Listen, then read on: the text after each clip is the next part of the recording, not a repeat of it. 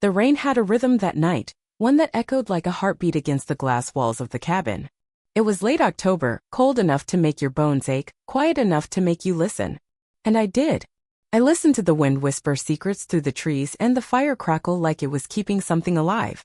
I hadn't seen her in 10 years, not since the night everything we were could no longer survive what we weren't ready to admit. Then without a word she touched my hand. It wasn't a grand gesture. Not a kiss, not a tearful confession. Just skin to skin, her fingertips grazing mine with the weight of memories we'd never spoken aloud. And in that fleeting contact something ruptured. My soul shivered, not from the cold, but from the ache of something too long buried waking up again. She was back. And nothing was safe anymore. I hadn't planned on seeing anyone. The cabin was meant to be my escape, just a few weeks away from the city, from noise, from myself. I rented it from a friend who swore the place was silent enough to make you hear your own regrets. He wasn't wrong. 3 days in, I was halfway through a bottle of scotch and 100 pages into a novel I couldn't focus on when the knock came. It was her. Elena. Hair damp from the rain, suitcase in one hand, silence in the other. No umbrella. No explanation. Just that same intensity in her eyes, like she was always seeing more than she let on. I didn't know where else to go, she said, voice low and raw. He died. 2 days ago. She didn't have to say his name. I knew. Her father. The man who once told me I wasn't good enough for her. I stepped aside. Come in.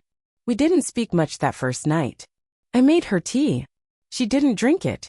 We sat near the fire, shadows dancing between us like ghosts that remembered what we used to be. Back then, we were everything all at once, too young, too intense, too afraid to call what we had love because it would have made the ending real. Do you ever think about that night? She asked finally. I never stopped. Silence. Then a bitter smile. I told myself I hated you, she whispered. That you gave up too easily. You told me to leave. I needed you to fight. The fire crackled louder than it should have. The truth hung in the air, thick with smoke and 10 years of unsaid things. I looked at her hand, resting between us on the couch. And I didn't touch it. Not yet. Over the next few days, it was like learning to breathe around something fragile. We fell into old patterns, her sitting on the porch with coffee, me making too much breakfast, both of us pretending we weren't watching each other when the other wasn't looking. She stayed in the guest room. I gave her space. But space didn't mean silence. I read your book, she said one morning out of nowhere. The one about the woman who loses everything and still finds a way back. I didn't think you would. It was about us, wasn't it? I met her gaze. It was about what I wanted us to be. Her eyes shimmered, not with tears but with understanding. That was always the thing with Elena, she didn't cry easily, but when she did, it was like watching something sacred fall apart. There was one night I won't forget. The rain was heavy again, louder than before. We were in the kitchen.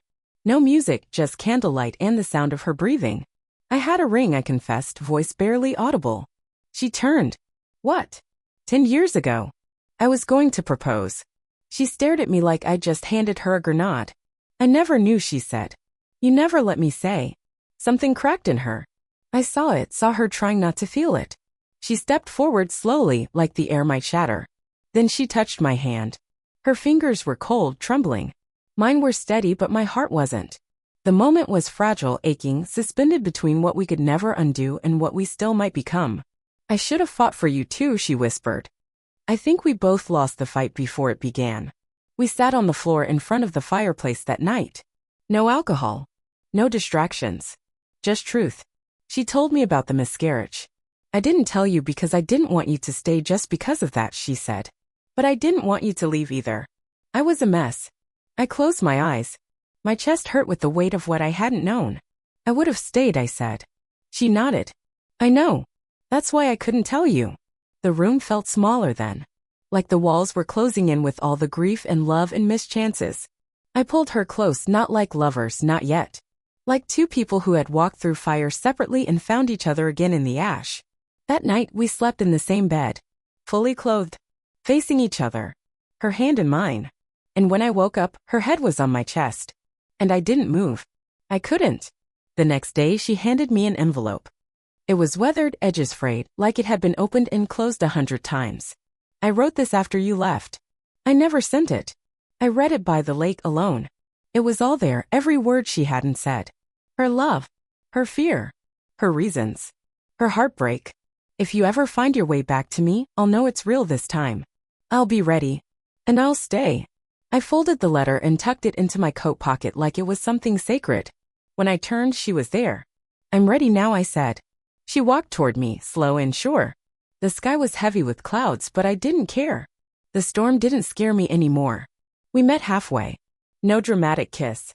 No sweeping score. Just her hand in mine. And my soul shivered again. Only this time it wasn't from pain. It was from coming home. We stayed for another week. Built a new rhythm.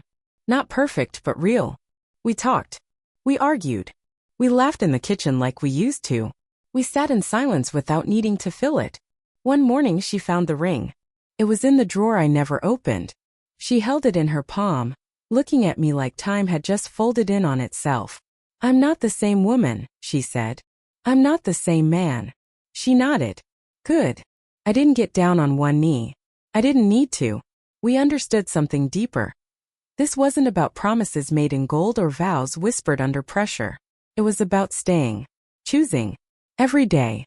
She slid the ring onto her finger. And smiled.